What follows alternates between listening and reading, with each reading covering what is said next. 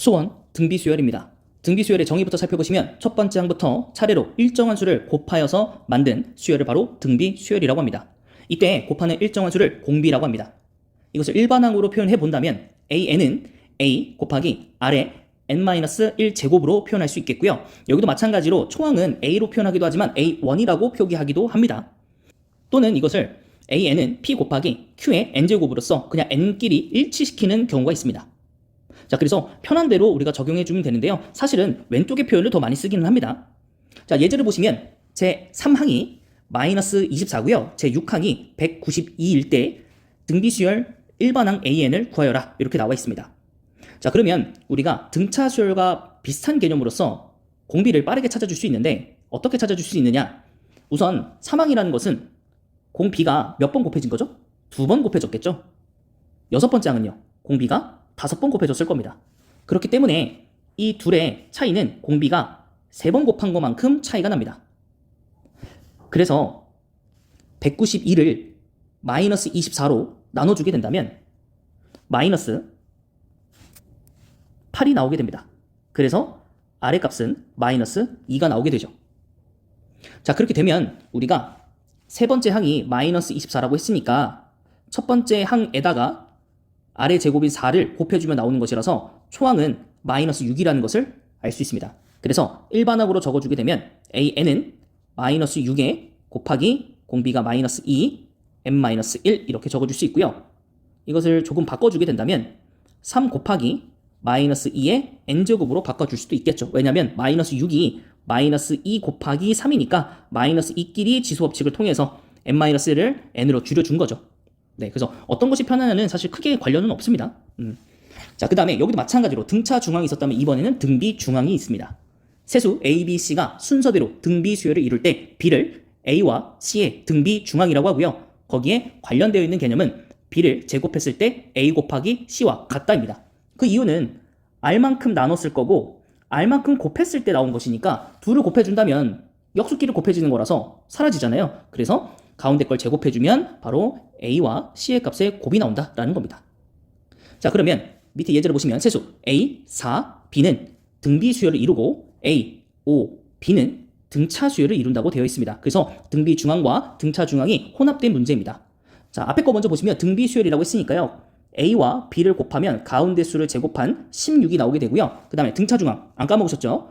가운데 걸 2배 했을 때가 바로 양 옆에 걸 더해준 값이 된다. 그리고 나서 A제곱 더하기 B제곱을 구하라. 네, 끈질기게 나옵니다. 뭡니까? 곱셈 공식입니다. 그래서 합의 제곱 빼기 2배의 곱이다.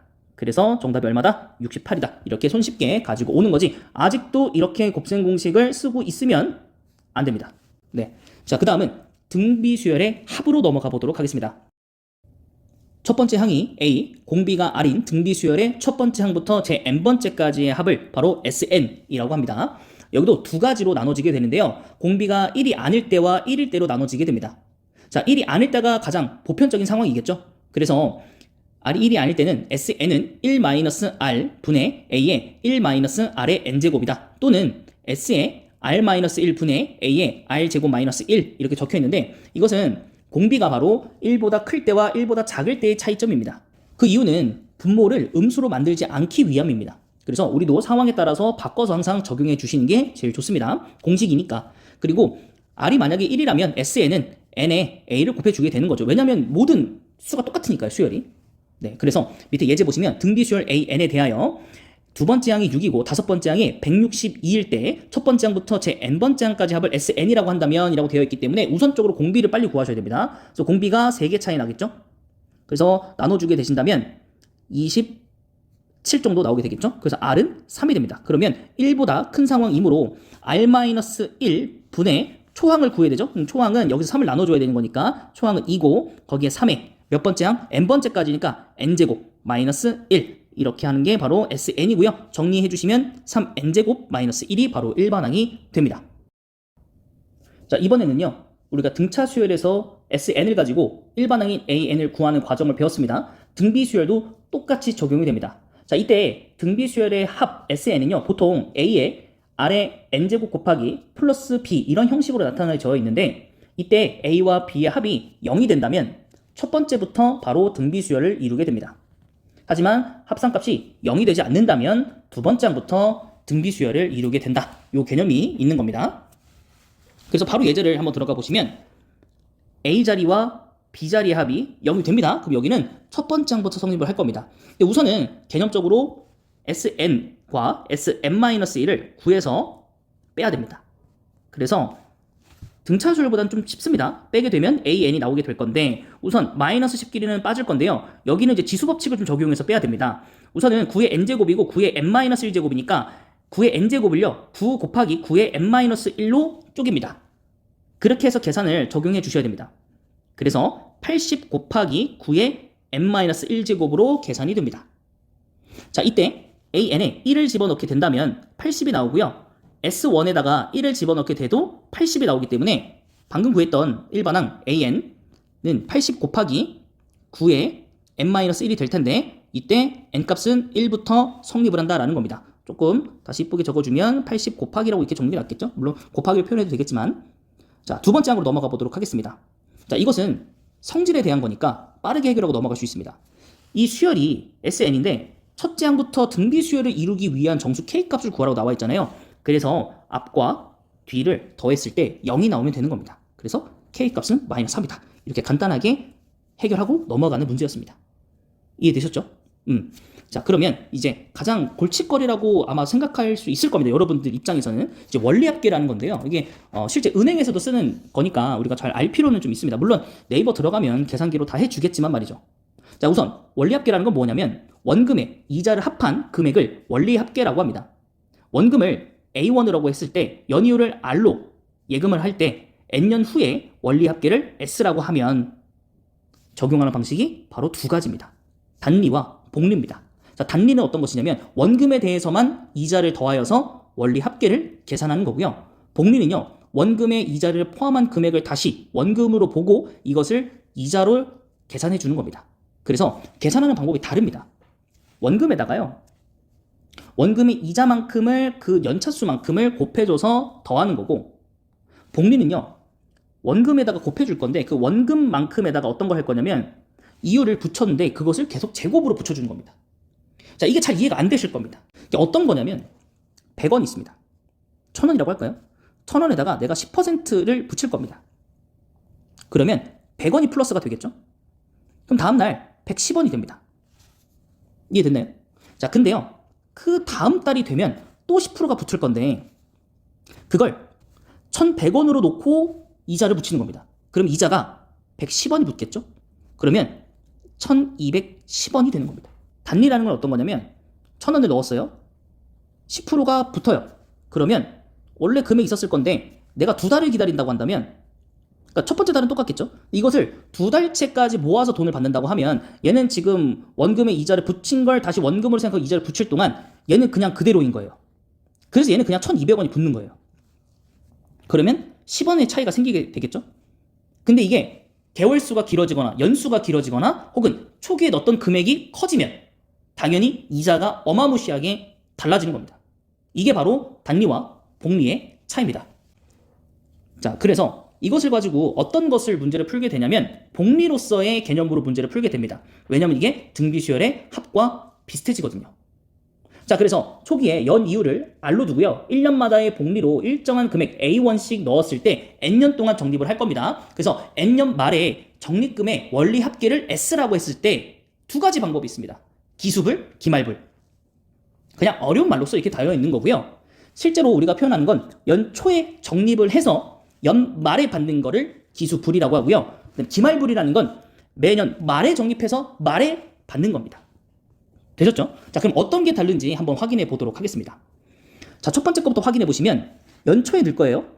그러면 1년째 초에 내가 바로 A1을 넣은 겁니다. 그러면 이 I가 2년차가 됐었을 때는 A에 1 플러스 R만큼이 붙을 겁니다. 근데 그게 그 다음 연도가 되면 여기에 또 원금에 이자가 붙은 상태로 또 이자가 붙습니다. 이만큼. 그게 N번째까지 가게 되면 A에 1 플러스 R에 N-1이 되는 겁니다. 왜냐? 2년 차일 때 1이었고 3년 차일 때 2였잖아요. 그래서 N년 차일 때 N-1인 겁니다. 그리고 N년 초에서 N년 말까지 1년을 기다린 거잖아요. 그러니까 이자를 한번 더 받습니다. 그래서 그게 바로 A의 1 플러스 R의 N제곱이 되는 겁니다. 그런데 2년째가 되면 제가 돈을 떠넣습니다. 또 넣어요. 적금이니까. 그럼 이것은 2년째는 A1이지만 그 다음 연도 3년째 초부터는 A의 1 플러스 R이 됩니다. 그것을 계속 원금의 이자를 붙여서 가겠죠. 그러면 그게 바로 A의 1 플러스 R의 N-1제곱이 되는 것이죠. 그러면서 계속 넣어요. 연수 지날 때마다. 그러면 N년 초니까요. N년 초마다 넣기로 했으니까 또 초에 넣습니다. A1을. 그러면 이게 바로 N년 말까지 가면 1년을 기다린 게 되는 거니까 바로 이자가 붙습니다. 그래서 A의 1 플러스 R이 되는 거죠. 그러면 이것들을 전부 다 더한 것이 원리합계 S일 건데 가만 보아하니 등비수열인 거예요. 공비가 1 플러스 R로서. 그래서 공비가 1보다 크니까 공비에서 1을 뺀 거 분의 초항 가로 열고 공비의 항의 개수의 제곱만큼, 그죠? n번 넣었으니까 n개겠죠? 마이너스 1. 이렇게. 그래서 이걸 정리해 준 게 바로 요 위에 있는 겁니다. 자, 그러면 기말불이 뭐가 다르냐라고 보시면, 자, 1년 초에 못 넣습니다. 그래서 우리는 1년 말에 최초의 A1을 넣게 되는 겁니다. 그럼 그 다음 연도 N년째 말에 A의 1 플러스 R만큼 붙을 거고 A의 1 플러스 R에 그 다음에 3년째 말에 A의 1 플러스 R의 제곱만큼 받게 되겠죠. 그것을 쭉쭉쭉쭉쭉 가게 되면은 하나씩 줄어서 받는 거니까 N년째 말에 어떻게 되는 거예요? N-1번째가 되는 겁니다. 아까 위에랑 좀 다르죠. 자, 근데 이 기간에 2년째 말에도 얘가 또 A1을 넣을 거잖아요. 그래서 얘도 똑같이 따라가다 보면은 하나가 적어지게 됩니다. 그런데 그렇게 쭉쭉쭉쭉 넣다 보면 무슨 일이 생기냐? 마지막에, 그죠? N-1년째 말에 넣었고 이자를 받았어요. 근데 N년째 말에 원래 적금을 한다고 했죠. 돈을 넣는다고 했죠. 근데 넣자마자 빼게 되는 현상이 생기는 거예요. 이해됐습니까?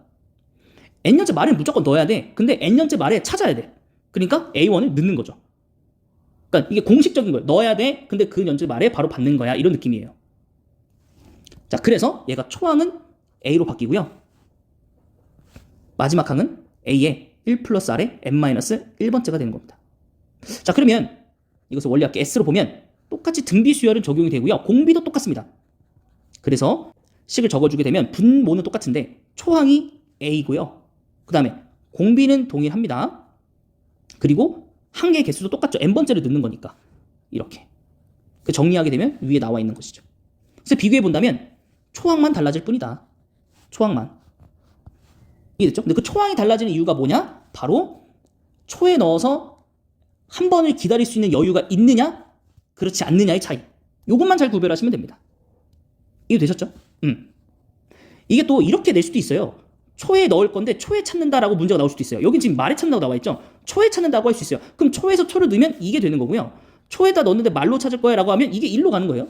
상황이 좀 바뀔 수는 있습니다, 여러분. 그거는 한번 확인해 보셔야 될 겁니다. 그래서 문제를 우리가 좀 다뤄볼 겁니다. 그리고 학교에서도 아마 문제를 많이 다뤄주실 겁니다. 그래서 꼭 한 문제는 출제될 거니까 한번 우리가 잘 기억을 해봅시다.